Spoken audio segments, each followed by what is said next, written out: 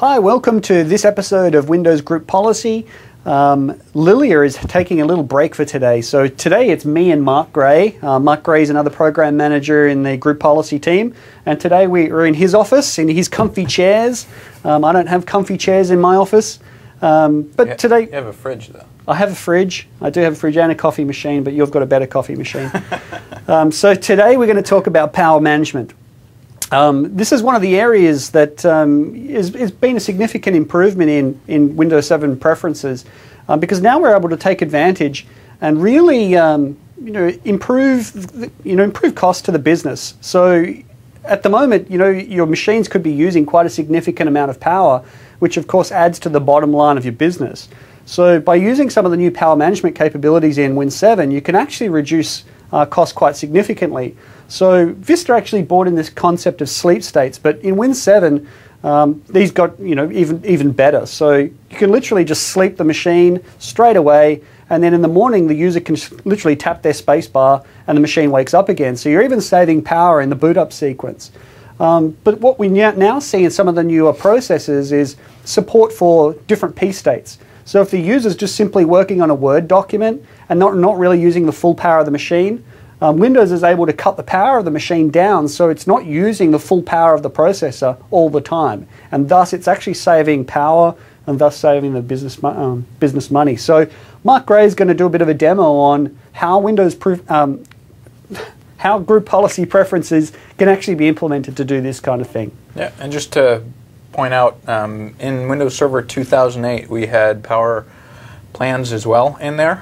It wasn't supported on Windows Vista at that point. In Windows 7 we added more functionality to add some of these new sleep states and things like that for Windows 7. So we'll show you a little bit about that, and then how to troubleshoot some group policy as well, or some group policy preferences as well.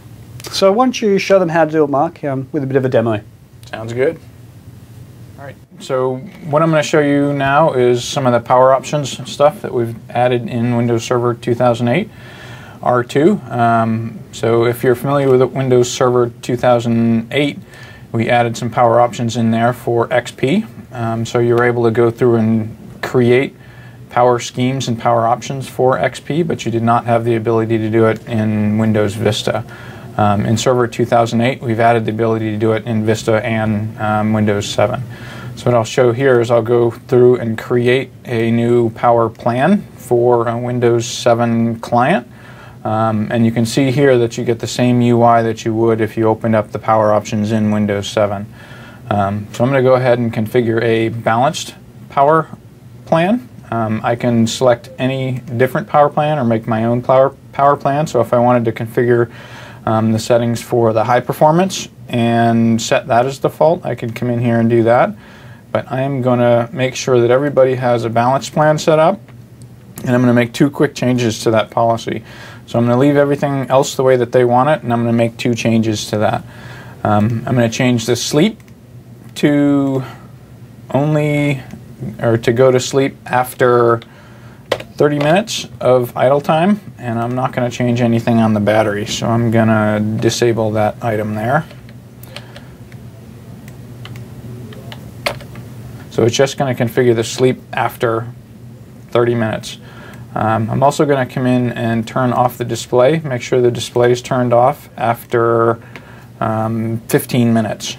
So I'm going to enable that item as well and change that to 15 minutes. So I'm going to do this for during the day. So I'm going to take advantage of the preference targeting and configure this so during the day the computer displays will turn off after 15 minutes and the computer will go to sleep after 30 minutes. But at night I want that to happen much quicker, so I'm going to do that in another policy as well. So I'm going to come in here and target this to the daytime. So I'm going to configure an item level targeting and configure targeting, and come in here and say that I'm going to set up a time range.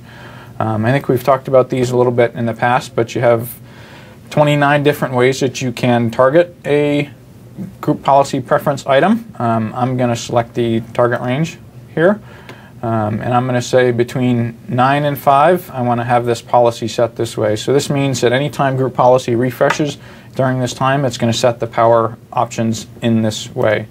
So I'm going to go ahead and do that and say OK. And that creates my daytime, and I can come in here and rename this so that this is my daytime power plan.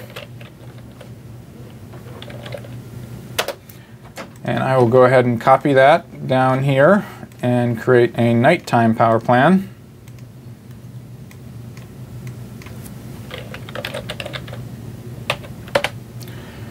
And go edit that and make my changes so that my display or my system goes to sleep quicker. So I'm going to change that to 10 minutes that it's going to go to sleep when it's idle, and I'm going to change the display to turn off after only 5 minutes.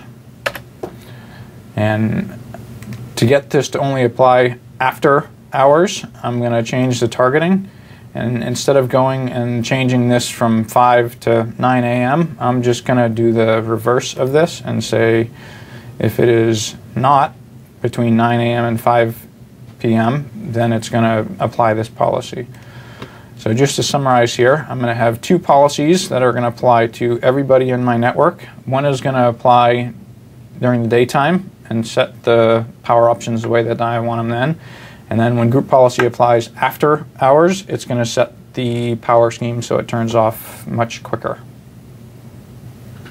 All right, cool. So now I'll switch over to the client here. Have my RDP session to my client system, and I will show that policy getting applied. And it will be the daytime, so it will switch over from, it'll change the balanced plan here, and it will change the plugged in from, if you remember, I had the display change to turn off the display after 15 minutes and put the computer in sleep after 30 minutes. So I have it set right now to 30 minutes for the turn off the display and an hour for putting the computer to sleep.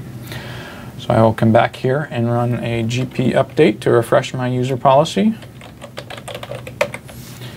And once the user policy is refreshed, we will jump back in here to the power plan. So the user policy is now refreshed.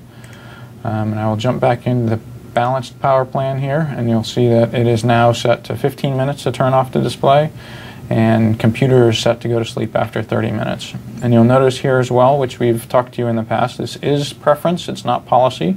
So if the user is an administrative user and they have the permission to come in here and override those settings, they can go ahead and do that.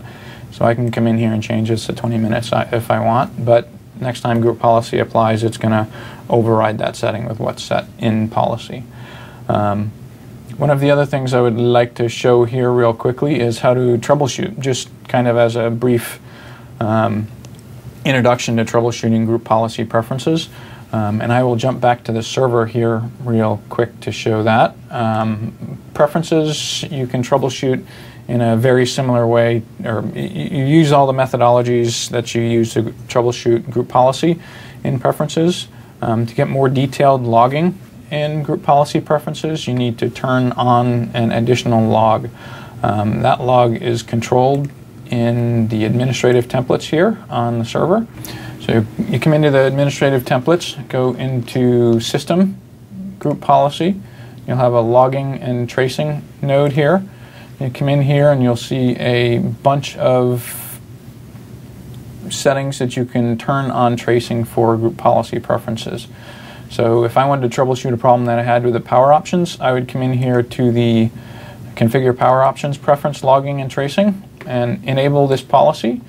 And that will enable the policy. Then I need to go turn tracing on. So in here I can enable different event logs. So I can turn on informational event logs, as well as if I just want to see errors and warnings. I'm going to leave that as a default and turn on tracing.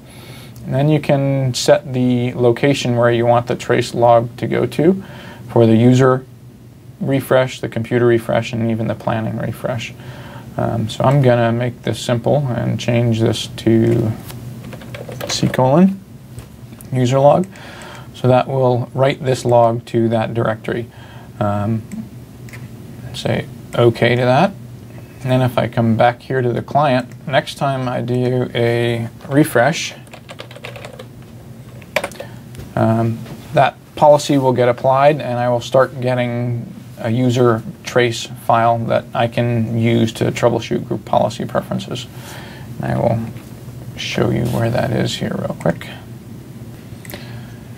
So now we have the tracing here, and you can come in here. I'm not get into the details of how you go through this and troubleshoot using this, but this file has a lot of information on what happens in group policy preferences.